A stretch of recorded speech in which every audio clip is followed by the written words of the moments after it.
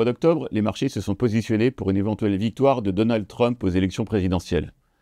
La perspective de nouvelles barrières douanières ainsi que des publications de résultats du troisième trimestre très mitigées ont pesé sur l'Europe. L'Eurostoxx 50 cédant 3,5%. Aux États-Unis, alors qu'historiquement les indices baissent avant les élections, ils ont bien résisté, cédant seulement 0,5% et 1% pour le Nasdaq et le S&P 500. Ils ont bénéficié de la réduction potentielle des impôts sur les sociétés de 21 à 15%. La confirmation de la victoire de Donald Trump en début de mois a provoqué une accélération des indices US, ceux-ci gagnant 4% en 4 jours pour atteindre des niveaux records. Les économies mondiales confirment les tendances des derniers mois. L'Europe montre toujours des signes de ralentissement, ce qui continue de peser sur une inflation revenue à l'objectif de 2%. Aux États-Unis, les chiffres demeurent parfois contradictoires mais montrent toujours une économie extrêmement résistante. En Chine, le gouvernement multiplie les annonces de soutien, mais le plus souvent destinées à soutenir les gouvernements locaux plus que la consommation. Le rebond de la croissance n'est sans doute pas pour tout de suite. Les banques centrales ont pris acte de ces tendances et continuent de baisser les taux directeurs afin de gérer l'atterrissage de la croissance. La BCE et la Fed ont ainsi réduit les taux de 0,25%.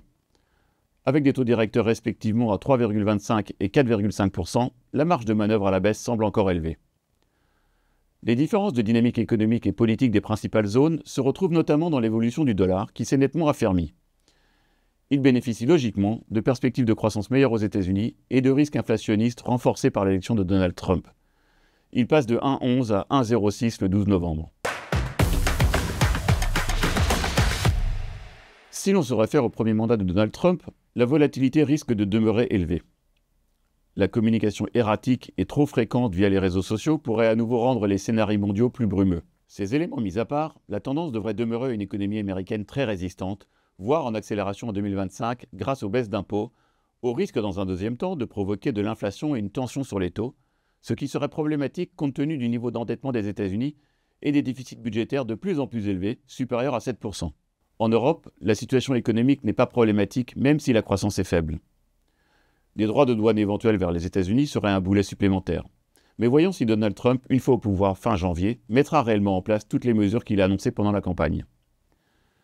Les marchés européens nous semblent de ce point de vue avoir pris en compte un scénario assez pessimiste.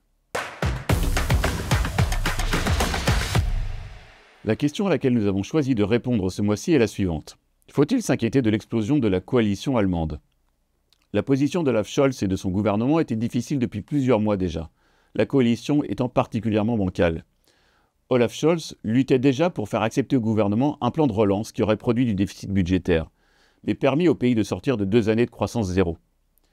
L'élection de Donald Trump a provoqué la rupture car elle engendre la nécessité d'accélérer le réarmement au prix d'un budget supplémentaire, toujours refusé par les libéraux. Des élections auront donc lieu a priori en février. La relative mauvaise nouvelle est que le gouvernement est en minorité jusqu'à une éventuelle nouvelle coalition en avril ou mai. La bonne nouvelle est que cela pourrait déboucher sur un gouvernement favorable à la relance, améliorant les perspectives de la zone euro.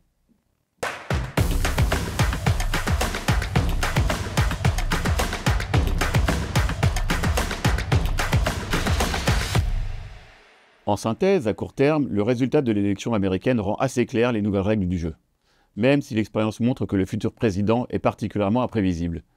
Reste à savoir si les mesures annoncées pendant la campagne, baisse d'impôts, augmentation des droits de douane, expulsion des sans-papiers ou relance des énergies fossiles au détriment des renouvelables par exemple, seront effectivement toutes mises en place telles quelles. Les marchés américains, en enregistrant une nouvelle jambe de hausse, paraissent optimistes, à l'inverse de l'Europe qui semble anticiper un scénario particulièrement défavorable malgré une économie qui devrait résister. Nous vous remercions pour votre attention et vous donnons rendez-vous le mois prochain pour un nouveau point.